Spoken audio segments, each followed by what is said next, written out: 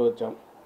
అలాగే రిటైర్మెంట్ టైంలో supreme court direction ఇచ్చింది అంటే గైడ్లైన్స్ వచ్చేంత వరకు పెంచుతామన్నాం. ఇవన్నీ జరుగుతున్నాయి. ఇది ఒక్కదాని దగ్గరే అవుతుంది. అది కూడా అన్యాయంగా అడిగినారు మేము ఆ రోజుల్లో, ఇప్పుడు చెప్పట్లే. బట్ ఇటువైపు నుంచి దాన్ని పెంచలేని పరిస్థితి ఉంది, దాన్ని అర్థం చేసుకోండి అని చెప్పాం.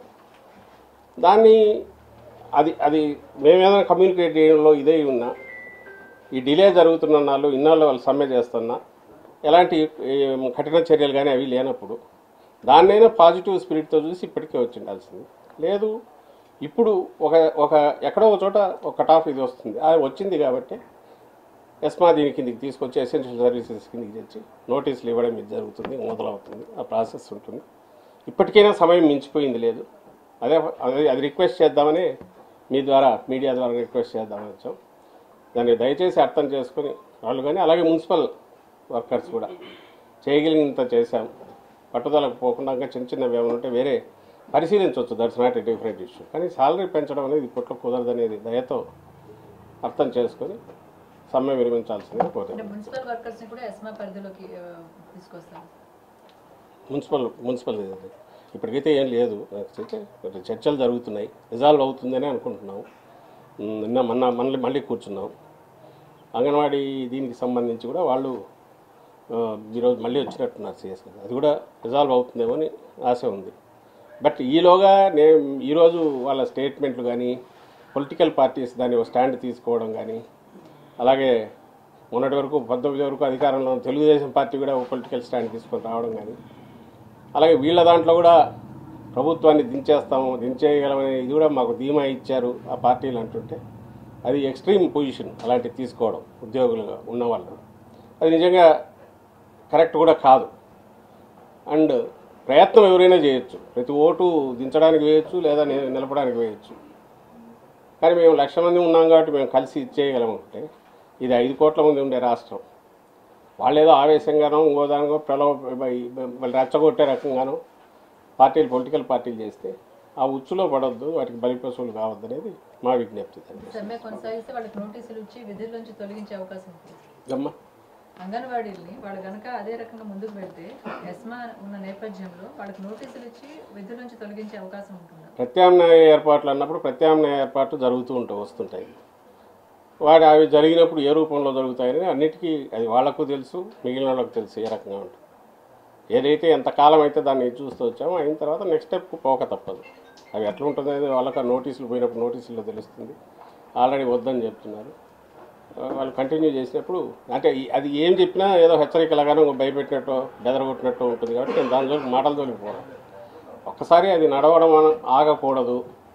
ఇంతకాలం సఫర్ అయింది, ఆ సిస్టమ్ ఆగకూడదు. ఇప్పుడైనా దాన్ని మళ్ళీ గాడిలో పెట్టాలి అనుకున్నప్పుడు అది బిల్లన్నా చేయాలి, ఆల్టర్నేటివ్ అరేంజ్మెంట్స్ అన్నా చేయాలి.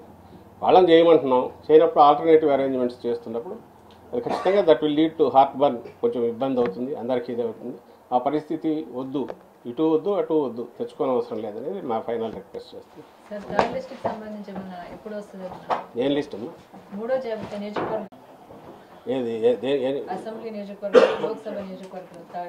అవునా, వస్తుందమ్మా. తొందరగా చెప్తా, మీకు ముందే చెప్పే ఇష్యూ చేస్తాం. ముందే ఫస్టే చెప్పాము, ఎన్ని అవసరమైతే అన్నీ ఉంటాయి. అది 3rd డేనా 4th ఎక్కడో చోట అయితే అవుతుంది. ఒకటి గమనించమని మేము రిక్వెస్ట్ చేస్తున్నాం ఏంటంటే, ఈ మధ్య ఆయన చంద్రబాబు నాయుడు ఎక్కడ పోయినా కూడా ఏదో ఈ చెత్త తీసుకుని అక్కడ పెడితే ఇది అవుతారా, ఇంకా అదేమంటారు ఇక్కడ పోతే ఊరు పెడతారు ఓ కామెంట్ చేస్తున్నారు ఆయన చేసి. కానీ అసలు ఇంతకుముందు కూడా క్వశ్చన్ వేసాం, ఆయన ఎన్ని మార్పులు చేశాడు మీ అందరికీ తెలుసు. ఆయన నోరో ఏదో మరి అర్థం కాదు, కానీ ఆయన ఏం మాట్లాడుతున్నాడో ఆయనకు తెలుసో తెలియదో, లేదా ఆయన కానీ ఆయన చూసి ఆయన కొడుకో లేదంటే ఆ పార్టీ నాయకులు ఆయన వచ్చిందే తన దీని నుంచి నేటివ్ కాన్స్టిట్యున్సీ నుంచి ఇంకో కాన్స్టిట్యున్సీకి పోయినాడు. తన కొడుకు వచ్చి ఇక్కడ మంగళగిరిలో సంబంధమే లేని మంగళగిరిలో పోటీలో దిగాడు. ఇంకా గంటా శ్రీనివాసరావు ఆయన అయితే ఎన్ని కాన్స్టిట్యున్సీలు మారాడు. అలాగే ఐ థింక్ లాస్ట్ ఎలక్షన్స్లో కూడా ఆమె పాయకరావుపేట నుంచి ఆమెను తెచ్చి కొవ్వూరు పెట్టినట్టున్నారు. ఐ థింక్ జవహర్ ఆయన తెచ్చి ఇక్కడ తిరువూరు పెట్టినట్టున్నారు. చెప్పుకుంటూ పోతే చాలా ఉంటాయి. అల్టిమేట్ నువ్వు చేయలేని పని మేమేమో కాన్ఫిడెన్స్తో వెల్ ఇన్ అడ్వాన్స్ చేంజెస్ ఏమైనా ఉంటే చేసుకుంటూ పోతున్నాం. సైంటిఫిక్ స్టడీతో జగన్మోహన్ రెడ్డి గారు ఈ పని చేస్తున్నారు. నీకేమో అసలు క్యాండిడేట్లే లేదు. 175 అన్నట్టు నువ్వు ఆలోచించాల్సిన అవసరం వచ్చింది చంద్రబాబు నాయుడు. లేదు, ఉన్న వాటిలో మళ్ళీ అంటే జనసేనకి ఎన్ని ఇస్తారో తెలియదు. ఆ నంబర్ చెప్పాలంటే మళ్ళీ అది భయం. అది చెప్తే ఎలాంటి రియాక్షన్ వస్తుందో అది. సో ఆ గందరగోళంలో కొట్టుకుంటున్నా. ఇటుపక్క నిబ్బరంగా కాన్ఫిడెన్స్తో మేము అడుగులు వేస్తుంటే జగన్మోహన్ రెడ్డి గారు ఇంకా తట్టుకోలేక ఏదో కామెంట్ చేయాలి కాబట్టి మీరు అడుగుతారు, ఏం సార్ వాళ్ళంతా రెడీ అవుతున్నారు, మీరు ఎలక్షన్ల దగ్గరికి వచ్చినా మీరేం చేయలేకపోతున్నారు, మీరు అడుగుతారు కాబట్టి మీడియా వాళ్ళు దాన్ని ముందే ప్రియంట్ చేయడానికి ఆయనే ఇలాంటి అవాకులు జవాకులు ఆయన వెళ్తున్నారు వర్ష పెట్టేసి. What we are doing is perfectly correct and any రాజకీయ పార్టీ అయినా చేస్తున్నది. సో అందులో మేము ఇన్ అడ్వాన్స్ చేస్తున్నాము. సో దట్ ఆ డస్ట్ సెటిల్ అయ్యి ఎవ్రీథింగ్ నార్మల్ వస్తుంది, మా టీం పర్ఫెక్ట్గా ఉంటుంది, మా కాన్ఫిడెన్స్. అది ఆయన ఎందుకు చేయలేకపోతున్నాడో ఆయన చెప్పాలా చంద్రబాబు నాయుడు గారు. సో ఆయనకు చేత కావట్లా. రెండవది లేరు, ఉన్నవాళ్ళు ఆల్రెడీ మొదలు పెడుతున్నారు. నిన్న మొన్న ఇక్కడ విజయవాడలో జరిగినట్టుంది, నిన్న ఎక్కడో బద్వేల్లో లాస్ట్ టైం కంటెస్ట్ చేసిన అతను స్టేట్మెంట్ ఇచ్చాను. అవి చూసుకొని మేము వాటి గురించి మాట్లాడట్లా, ఎందుకంటే సహజంగానే ఉంటాయి ఏ పార్టీలో. మేమేమో వీళ్ళు చంద్రబాబు నాయుడు కానీ ఆ పార్టీ కానీ ఆ ఎల్లో మీడియా కానీ మా దగ్గర ఎవరైనా కొంచెం ఇది అయిపోతే మొత్తం కంప్లీట్ కేయాస్ వచ్చినట్టు, వైఎస్ఆర్సీపీ ఏదో అయిపోయినట్టు వాళ్ళు ప్రచారం చేసి సంబరపడిపోతున్నారు. కానీ ultimately you have already failed. అంత earlier you failed the state Chandrababu Naidu, and now also as a party కూడా వాళ్ళు ఫెయిల్ అయ్యారు. ఫెయిల్ అయినందుకే ఆయన పవన్ కళ్యాణ్ గారి వాళ్ళ గడ్డం పట్టుకొని తనను మోసి మళ్ళీ సీఎం పదవిలో కూర్చోబెట్టమని ఆయన పట్టుకున్నారు. పోనీ అక్కడ ఎన్ని ఇస్తారో కాన్ఫిడెంట్గా చెప్పలేకుండా ఉన్నారు. ఆ గందరగోళం వాళ్ళని వాళ్ళు తెలుసుకోగలిగితే, లేదా తెలుసుకొని ఒక స్పష్టత వాళ్ళు రాగలిగితే అప్పుడు వాళ్ళు పోటీలోకి వస్తే నిజంగా ఒక పోటీ ఉన్నట్టు మేము ఫీల్ అవుతాం. మా వరకు మేము any election is we are appealing to public. ఆ పోయేటప్పుడు ఓ స్పష్టత ఉండాలి. మా విధానాలకు స్పష్టత ఉంది. జగన్మోహన్ రెడ్డి గారి లైన్ ఆఫ్ థింకింగ్కు, ఆయన విశ్వసనీయతకు, పార్టీకి, ఇంక్లూడింగ్ మేము ప్రజెంట్ చేసే 175 టీంకు ఆ విశ్వసనీయత స్పష్టత ఉంది. కాబట్టి ఖచ్చితంగా అవతల ఎవడొచ్చినా మేము రెడీగా, లేదా అందరు కట్టకట్టుకొని వచ్చినా రెడీగా ఉండేంత ధీమాతో మేము ఉన్నాం. కాబట్టి అది ప్రజలు కూడా అర్థం చేసుకున్నారు. కాబట్టి whatever we are doing, wrong interpretations ఏమొచ్చినా వాటిని నమ్మొద్దని విజ్ఞప్తి చేస్తాం. కేంద్ర ఎన్నికల సంఘాన్ని చంద్రబాబు పవన్ కళ్యాణ్ కలవబోతున్నారు. ఇప్పటికే అపాయింట్మెంట్ వాళ్ళిద్దరూ కలిసి రేపు సిఎస్సీని కలిసి ఫిర్యాదు చేయబోతున్నారు. వైసీపీ నుంచి ఏమైనా కంప్లైంట్ ఇవ్వబోతున్నారు. వాలంటీర్లని అలాగే ఉద్యోగుల్ని ఎన్నికల నుంచి తప్పించాలనేది ఫిర్యాదు ప్రధానంగా. వాలంటీర్లు అనేవాళ్ళు ఉద్యోగులు కాదు, ఒకటి సచివాలయ ఉద్యోగులు ఎనీ ఉద్యోగి state government employees sir, state government employees వాళ్ళు వచ్చేసి దాని గురించి వీళ్ళ తలకాయలో ఏదో ఉంది, దాన్ని పెట్టేసి అది ఈసీకో లేక రాజ్యాంగానికో వాళ్ళు ఆపాదించో వాళ్ళు ఏదో స్టేట్మెంట్ ఇస్తే దానివల్ల ఏం ఉపయోగం ఏముంది. వాలంటీర్లు ఉద్యోగులు అయితే కదా. అండ్ వాలంటీర్లు ఉద్యోగులు కానప్పుడు ఎన్నికల డ్యూటీలు ఎందుకు పాల్గొంటారు?